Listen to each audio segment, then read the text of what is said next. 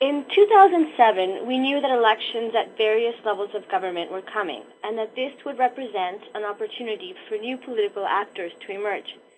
We recognized as well an opportunity for us to enrich the political process by infusing the elections with a new, diverse generation of leaders, already making an impact in society, but not really politically connected.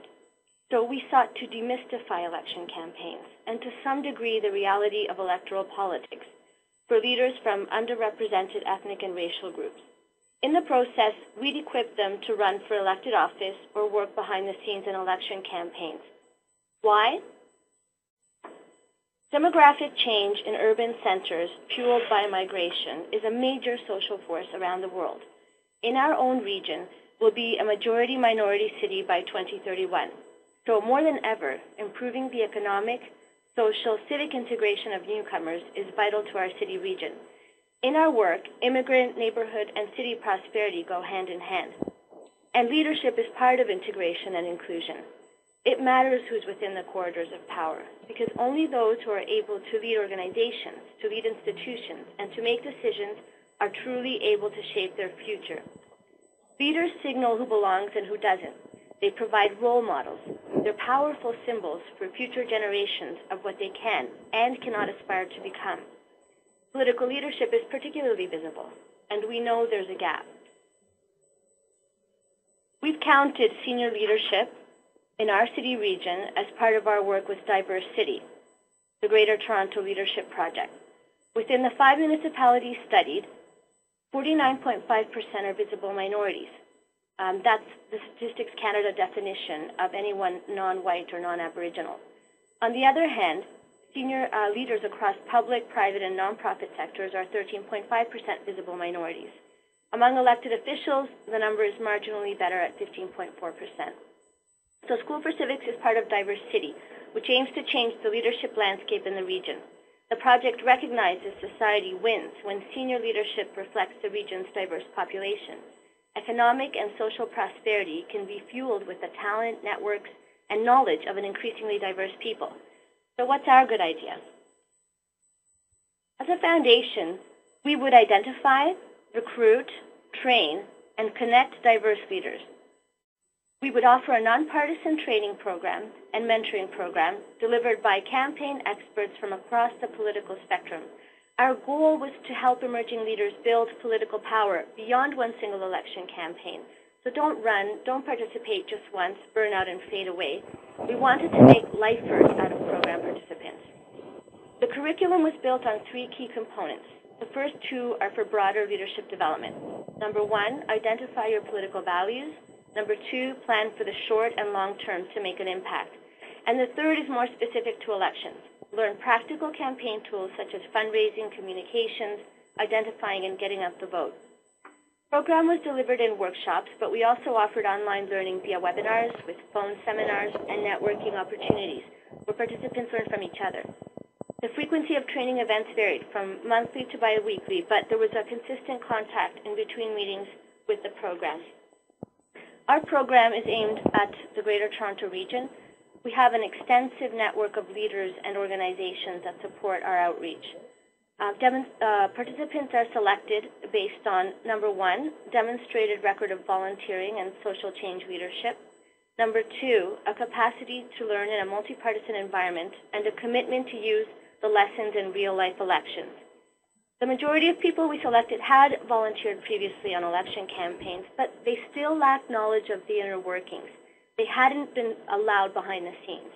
And they lacked, what's more, the political networks to play more meaningful and significant roles.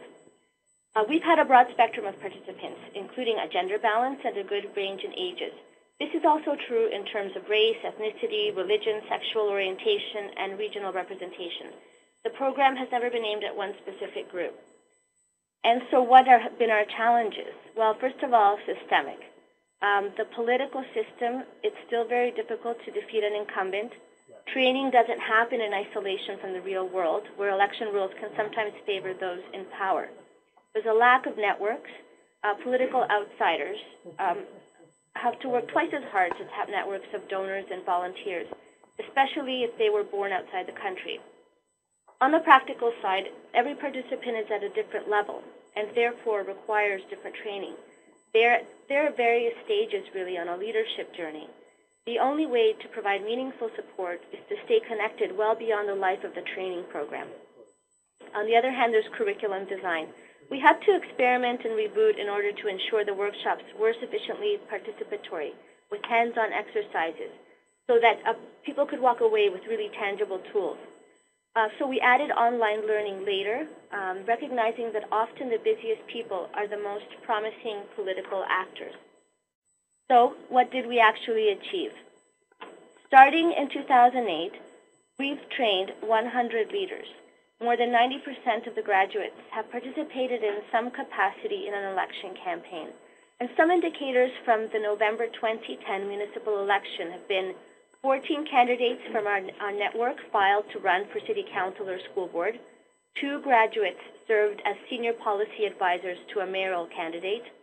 All 20 graduates of the 2010 program worked on municipal campaigns. And in terms of wins, well, one did get elected school trustee, but many more of our graduates contributed to winning city council campaigns. And what they've told us about the value of the program is that they felt better prepared. They understood what was happening in the campaign. They gained new networks. They found support among their peers. And they feel part of a political family, albeit not a partisan one. And like most political activists, they've faced more defeat than victory, and yet they continue to pursue social change through the political process. And we've helped to change the conversation. The program contributed to a heightened awareness of the lack of diversity in elected office, particularly in relation to the municipal election. It also may have raised expectations within the community about change by showcasing new candidates and leaders prepared to stand for elected office. In part, this happened because of extensive print and electronic media attention. Both the program and this diversity gap have been referenced in election-related stories, articles with titles like Visible Minority Candidates Running for Toronto Trustee Seats and Diverse Candidates Running Strong.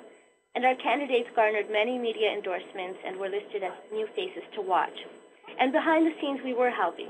We used our own networks to connect new faces with reporters looking for stories.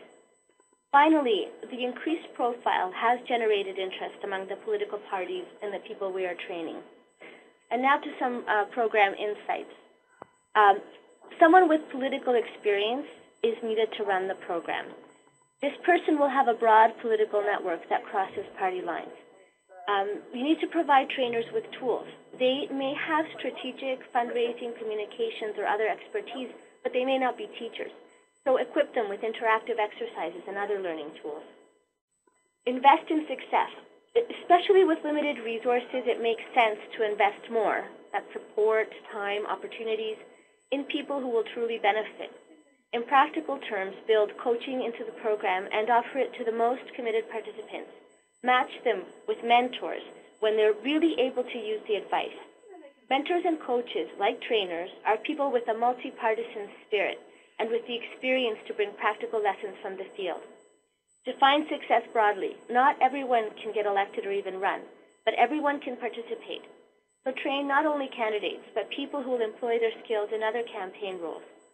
It's also important to tell the story of the program's success through the stories of the leaders you train. And underpinning all of this is a network. Maintain a network and be deliberate about connecting people, not just with each other, but also with people in positions of power and influence. That could be an elected official or a well-connected activist behind the scenes. Partner, however informally, with other organizations working to promote political leadership and participation of other underrepresented groups. In our case, that's been deliberately working with organizations that are trying to accelerate the political leadership of women. And so, with these informal or formal partnerships, share your knowledge broadly. The curriculum you develop, the contacts, the trainers. When there are more organizations committed to this work and carrying it out, we amplify our impact. The more, the better. The program may end, but the political journey is just beginning. So remain connected to the people you've trained. The success of the leaders and their social impact, the impact in the community, could be months or years in the making. Thank you.